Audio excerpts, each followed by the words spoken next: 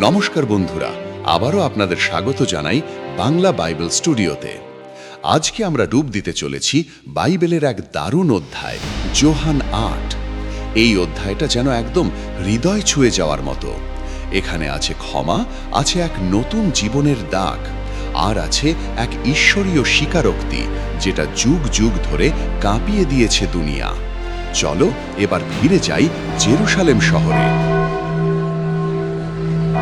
ভোরবেলা যিশু সারা রাত অলিভ পাহাড়ে ছিলেন, হয়তো প্রার্থনা করছিলেন, হয়তো আকাশের নিচে বিশ্রাম নিচ্ছিলেন।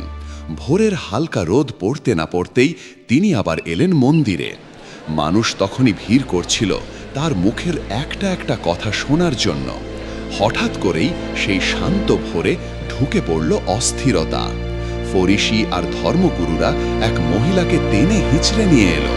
চোখে লজ্জা, মুখে ভয়, তাকে ভিড়ের মাঝখানে ঠেলে দিল, একেবারে যেন লোক দেখানো বিচার বসানো হয়েছে। এই মেয়ে ব্যভিচারে ধরা পড়েছে। মোশির আইন বলে এমন মহিলাকে পাথর ছুঁড়ে মারতে হবে। আপনি কি বলবেন? এই প্রশ্ন আসলে এক ফাঁদ। একদিকে যিশু যদি বলেন পাথর মারো, তাহলে তার দয়ালু ভাবনাটা প্রশ্নের মুখে। আর যদি বলেন ছাড়ো, তবে আইন ভাঙার অপরাধে পড়বেন। ঠিক যেন এখনকার আদালতের মতো, চাপ, রাজনীতি, রায়। যিশু কোনো উত্তর দিলেন না, চুপচাপ নিচু হয়ে মাটিতে আঁকতে লাগলেন। ওরা আবার চাপ দিতে লাগল। তখন যিশু উঠে দাঁড়িয়ে একটাই কথা বললেন, তোমাদের মধ্যে যে নিজেকে পাপমুক্ত মনে করে সে আগে পাথর ছুড়ুক। সবাই চুপ, এক একজন করে চলে গেল, সবচেয়ে বয়স্করা আগে। শুধু যিশু আর সেই নারী রয়ে গেল। তোমায় কেউ দোষী বলল না? না প্রভু। তাহলে আমিও না। এবার যাও আর নিজের পুরনো জীবনটাকে ছেড়ে দাও। কি অসাধারণ! যিশু পাপের কথা অস্বীকার করলেন না, কিন্তু তিনি সেই নারীর ভবিষ্যৎটা পাল্টে দিলেন। এরপর তিনি বললেন, আমি পৃথিবীর আলো, যে আমার পেছনে চলে সে অন্ধকারে হাঁটে না, সে পাবে জীবনের আলো। এই কথাগুলো শুনে ফরিসিরা ফের চটে গেল। তারা বলল, তুমি তো নিজের কথাই বলছো, প্রমাণ কোথায়? আমি জানি আমি কোথা থেকে এসেছি আর কোথায় যাচ্ছি। তোমরা যদি আমাকে চিনতে, তাহলে আমার প্রেরক ঈশ্বরকেও চিনতে। তোমরা নিচের জগৎ থেকে এসেছ, আমি ওপর থেকে। তোমরা পাপের মধ্যে মরবে যদি বিশ্বাস না করো যে আমি সেই, যা আমি শুরু থেকেই বলছি। আমি যা শুনেছি পিতার থেকে সেটাই তোমাদের বলছি। অনেকে বিশ্বাস করতে শুরু করল। তাদের উদ্দেশ্যে যিশু বললেন, তোমরা যদি আমার কথায় স্থির থাকো, তাহলে সত্যিকারের আমার শিষ্য।